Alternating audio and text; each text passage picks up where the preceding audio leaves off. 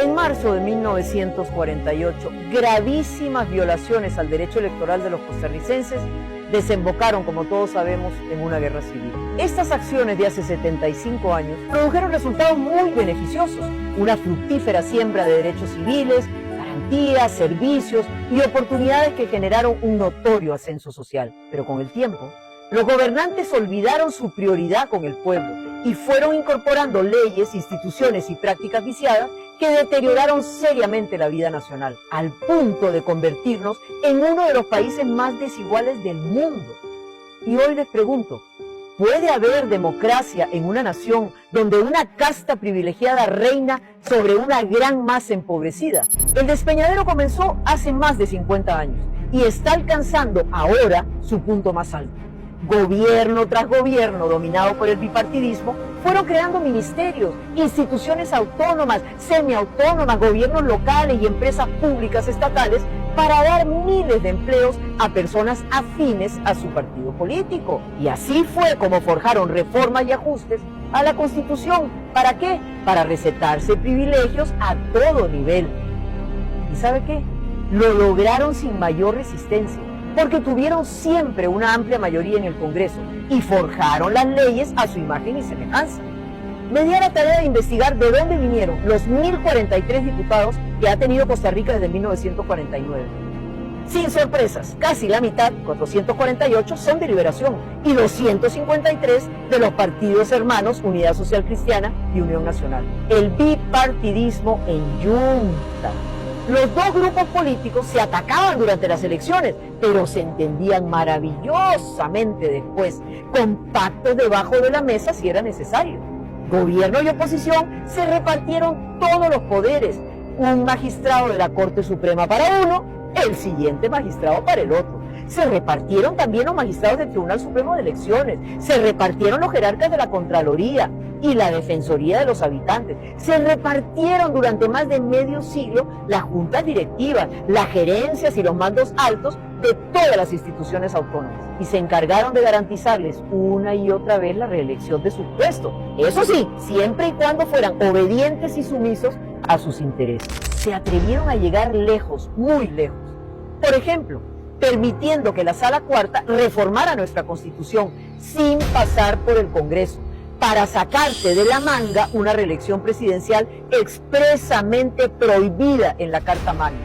Pero ¿quién se atrevía a decirle que no a Óscar Arias Sánchez, uno de los máximos representantes de esta casta bipartidista? ¿Será por esos jugosos favores que la institucionalidad no se atreve a pedirle cuentas a un poder judicial fallido, incapaz de garantizarle al pueblo una justicia pronta y cumplida, con una mora judicial de más de 700.000 expedientes? ¿Por qué será costarricense que mientras las denuncias por corrupción crecen un 47% en la última década, menos del 1% llegan a condena? ¿Ven cómo funciona la red de cuido para la clase política? ¡Ay! Si los pasillos y las oficinas del Congreso hablaran sobre los cambalaches entre la clase política y los eternos altos funcionarios públicos reelectos, una y otra vez, sin la voz ni el voto del pueblo.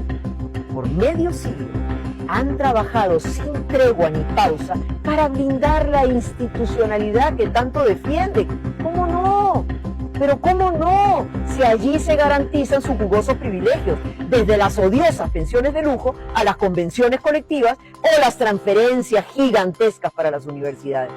Tienen 330 instituciones públicas a su entero servicio, que junto con las pésimas decisiones de políticas públicas han llevado nuestra deuda soberana a la astronómica suma de 54.000 millones de dólares. Toda esa irresponsabilidad ha puesto al país al borde de un impago. Tuvimos hasta hace poco una economía de guerra. ¿Y para qué sigo con la lista? Yo creo que todos ustedes ya la conocen muy bien. Y por eso, el pueblo votó por un cambio absoluto en las elecciones del 22, llevando a Rodrigo Chávez Robles al poder. ¿Sí? Un outsider del bipartidismo, un hombre valiente y comprometido con su pueblo y sin ningún nexo con la casta. Por eso, desde el primer momento entraron en pánico. con la complicidad de la prensa servil y del empresariado político-económico, nos echaron encima las poderosas fuerzas de esa institucionalidad, articulándose muy eficazmente para entorpecer la labor del gobierno todos los días, desde el día 1. Poco o nada les importa si en esa guerra frontal contra el advenedizo presidente se llevan en banda a un pueblo harto de pagar alquileres multimillonarios. Poco les importa seguir arriesgando miles y miles de trabajos de los costarricenses al negarse a aprobar jornadas flexibles o la Marina de Limón. De ahí que hoy, ciudadanos, 75 años después de la Constitución del 49, los costarricenses estamos listos para el cambio y demandamos un nuevo aire institucional, un remozamiento de esta Constitución que celebramos hoy. La extraordinaria ventaja que tenemos hoy es que para otorgarle un nuevo aire a Costa Rica no necesitamos balas ni muertos como en el 48, sino, como lo ha dicho 1000 veces el presidente de la República, usemos esta arma poderosa, un lapicero. Solo requerimos un lapicero en las elecciones de febrero del 26. Una Costa Rica de oportunidades, con instituciones al servicio del ciudadano en lugar de hostigar al ciudadano. Un país donde las obras públicas no tarden 20 años. Un país en el que la plata alcanza porque no se la roban. Un país donde la educación rinde cuentas sobre su calidad y efectividad. Un país donde la seguridad social tenga viabilidad. Un país donde nadie se pensione con corona. Un país donde la justicia sea pronta y cumplida. O un país donde los jerarcas lleguen por mérito propio y no por favores políticos. Un país con una verdadera separación de poderes, lejos de la mano peluda de esa casta dominante. Costarricenses, empodérense. Entiendan que ustedes son los amos y señores de nuestra democracia, los únicos que pueden y deben cambiar el rumbo hacia un país rico y próspero.